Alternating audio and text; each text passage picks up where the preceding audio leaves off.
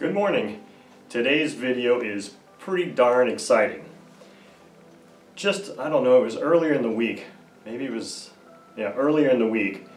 I got two boxes from a subscriber person, man I consider a friend. His name is Mike. 2 boxes of engines. And he told me, he'd sent me an email saying, I'm going to send you some of these engines I got. And I don't recall where he said he got them.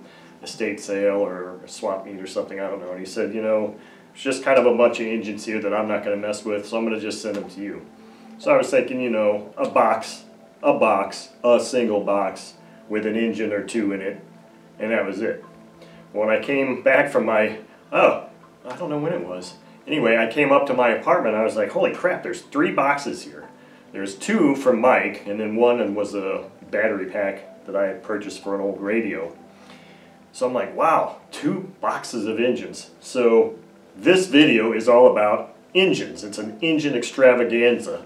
Now, the engines that Mike sent to me, all are 2-strokes, and I'm not going to even show you all of them. And I'm going to try not to spend a whole lot of time on this because it's going to be an incredibly long video if I do. So I picked out what I am calling, I guess, the most interesting ones, or at least the ones that, well, the most interesting ones and a few of the ones that I can actually run. Now, so here's some interesting information. When I moved to Wisconsin and I sold off all of my stuff, I got rid of just about everything that I would have needed to actually repair, refurbish engines. So I am not getting back into repairing and refurbishing engines. That's not something I have any interest in doing. I don't want to go buying all that associated items that would require me to do that. So that's why when I'm purchasing engines now that are probably going to end up being resold, they're new in box, so I don't have to mess with them for the most part. Now the Sato 150S was a slightly different story, and I didn't change the bearings in that. So the engines he sent me are in various states of disrepair or locked up, not running. There are a couple of them that I believe can be made in running, to be put in running condition. There's 1 or 2 that are in running condition right now that hopefully I will be getting on the stand here next year when the weather clears. And there's a couple that I may try and just heat up and see if I can put some oil in there. So the ones that I thought were the most interesting, well, they're all very interesting, but what I'm going to do here is there's 1, 2, 3, 4, 5, 6 Enya engines in this lot. So I'm just going to start pulling them down here so that you can start taking a look at them, and then I'm going to go through each one of them very quickly and show you what I think I know about them, which is probably not a whole lot. So this is the group shot of the Enya engines, and right now what I'm going to do is I'm going to move them out of the way so there's nothing in the background there, and I'm going to talk about each one individually. So starting with this one, this is an Enya 29 model 5224. Remember that engine. Remember this engine. This is going to be an important one to remember for future videos, or a future video, potentially more than one. Anyway, Enya 29 model 5224. It's got very good compression. It could be run right now. It's freed up. I would have absolutely, I can't even turn that thing over. I would have absolutely no issue with running that engine. Now, there are 2 exhausts that came in the box. So these will fit this engine. I've already test fitted it. So here is a runner. It may not look pretty, but it looks like everything is freed up.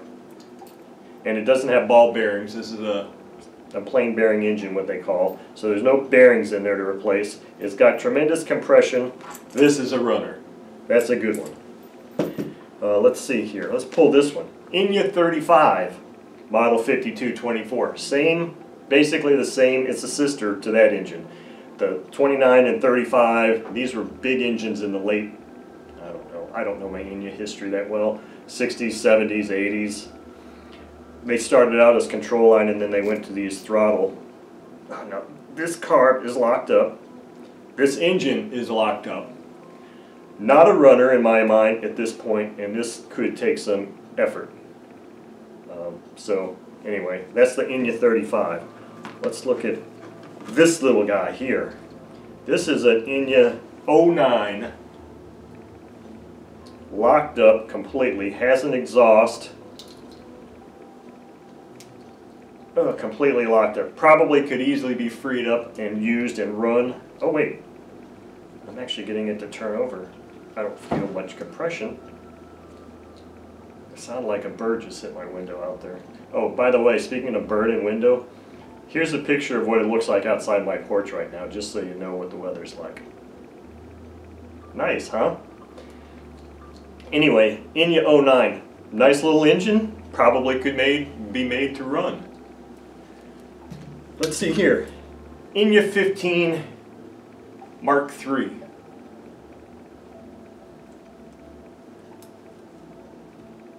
Turns over with compression, throttle free.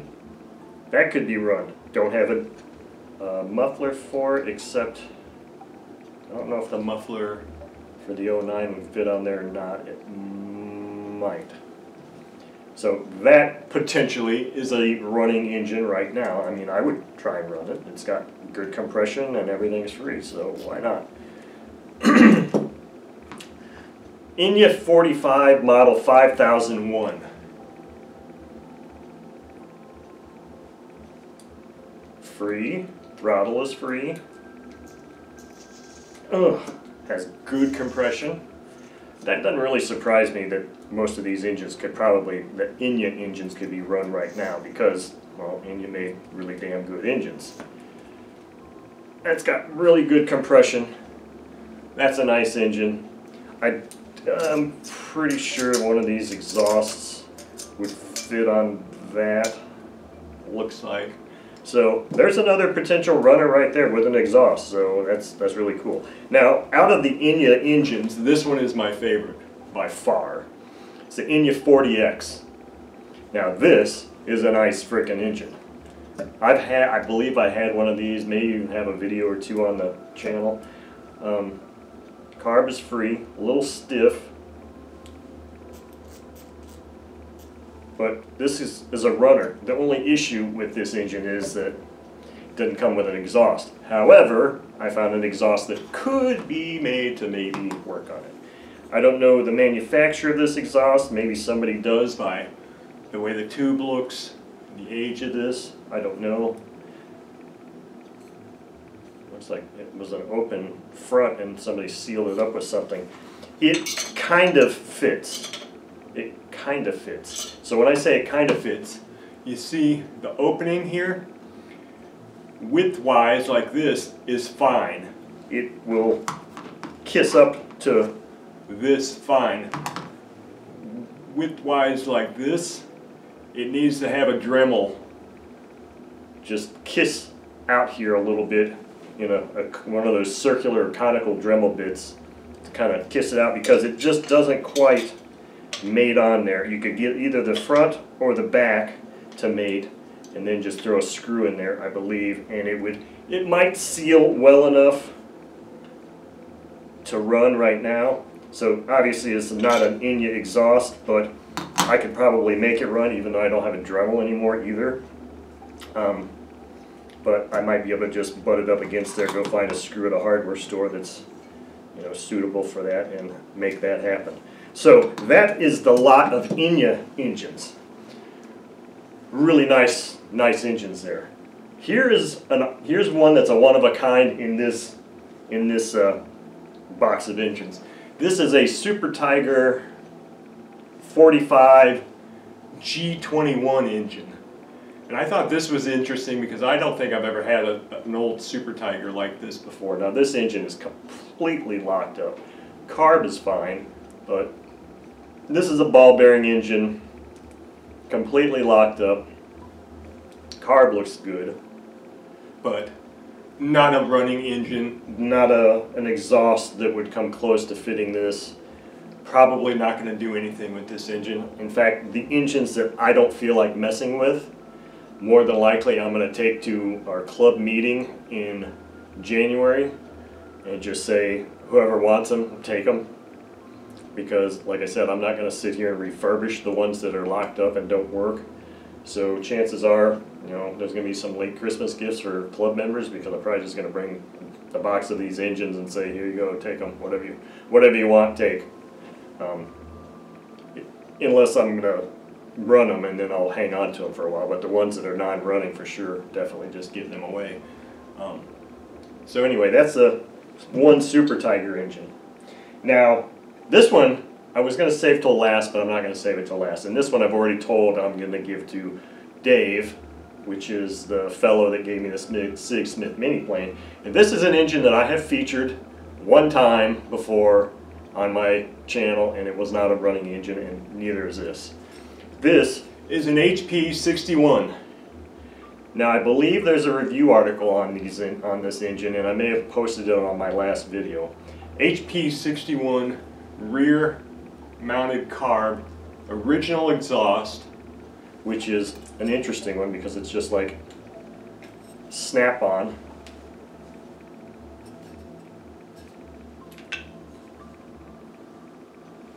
Now, this engine does not turn over at all. It's, oh, did I get it to move? No, that was my hand slipping on it.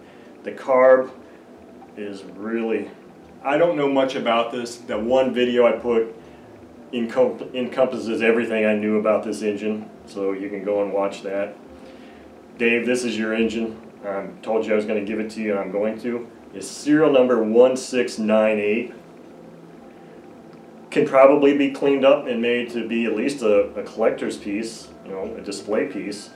I don't know. I was thinking about maybe just doing it some LA's Totally Awesome cleaner with a toothbrush on it, but you know, I don't think I'm going to do that, Dave. I think I'm going to leave that fun task to you. So, HP 61 engine. Next, got a couple of Foxes. We've got a small Fox, which I cannot identify because a lot of times they didn't actually put designations on these engines. But it is a small Fox engine, and I can tell that because of the way the carb is designed. It's definitely a Fox. It turns over. Oh, has good compression, really good compression. The carb is free. Things open and close like they should. I found this exhaust in there. Now it's loose because I didn't really have a hex key to tighten it up. But this is a Fox 15. I don't know. I'm just saying it's a Fox 15. It's about the size of a 15 size engine. Let's see here. Here's a 15. Well, maybe it's bigger than a 15. I don't know. Fox made so many different engines, so many different iterations. Who knows what the hell this thing is? If you know, post a comment and tell me what you know about this engine. It's got two-piece, the big head comes off here. You can see with the bosses here. So, I don't know. It doesn't have the saddle mount. It has a traditional mount carb, but the carb is unmistakably a Fox carb. So I don't know. I don't know what that engine is. This one, I know exactly what this one is because I've had them before. This is a Fox 45. And this is a really cool engine. Now, this engine is not in a runnable state. However, once I pull it off this little engine mount, what I'm going to do with this engine is I'm going to douse it with oil and heat the living crap out of it and see if I can get it to turn over and see if it has compression. Because this is one I really want to run. And I won't worry about replacing bearings because even if they're crap, I'm still going to run it because I'm not going to replace bearings. And if I run it a couple of times with bad bearings, so what? It's not going to kill it, unless they give loose. But this is probably old enough that maybe it was run with castor oil so that the castor would protect the bearings to some degree anyway. Dried castor, that's kind of one of the benefits of castor oil, is when it dries, it protects steel components and provides an impenetrable barrier to rust. So this is a Fox 45. Love the Fox 45 engines. Love the Fox 40s. Really want to run this one. Finally, last engine. The only one that came with a box. This is a Weber Speed 61. And yes, there is a Weber Speed 61 engine in here, which is really freaking cool. before I show you that, I want to show you the exhaust that came with it, because this I don't believe is a standard Weber exhaust. I don't know for sure. But it does, well, it says FF Weber 61. So I know it'll fit this engine because whoever Owned it actually put on there that it says it's a FF, maybe that's his initials, and Weber 61 kind of scratched on there, engraved. So I just think that's a cool looking exhaust. it's cool as shit. So here's the Weber 61 Speed. Now this is a pretty interesting one because it comes with stuff. It comes with stuff. It comes with stuff in German, like the instructions. German and English.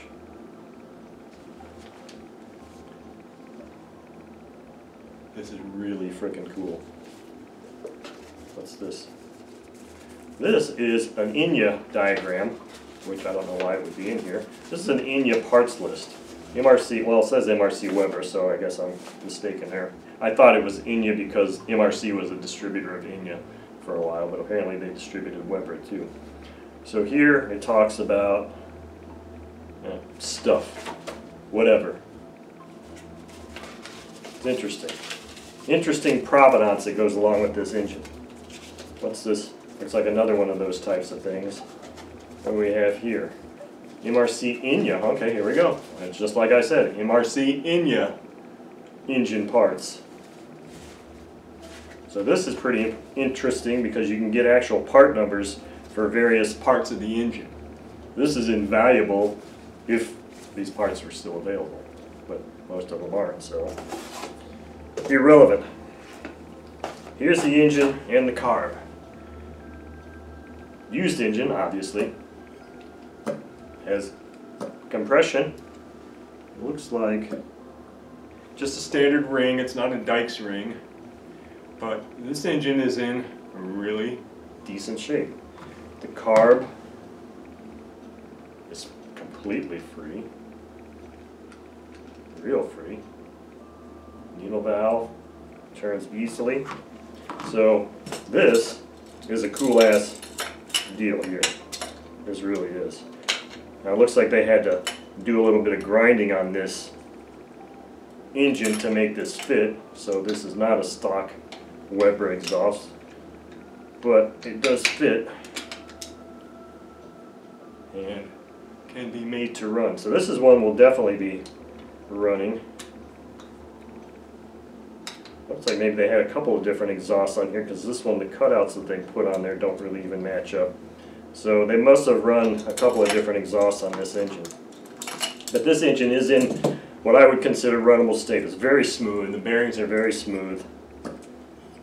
It's got good compression for a ringed engine. This is a runner right now. So anyway, thank you very much, Dave. Thank you very much, Mike, for the box of engines, because this has been awesome. I don't know what other videos I'll make with these other than the ones that are runners. I will, well, obviously make some run videos of them. That's the intention anyway. Can't speak to the future at this point in my life, but that's the intention, is that the engines here that are in runnable shape get run and get run at the field and all that. So anyway, probably a pretty long video, but I think most of you will enjoy that it was nothing but engines. So thank you all very much for watching, and have a good holiday season.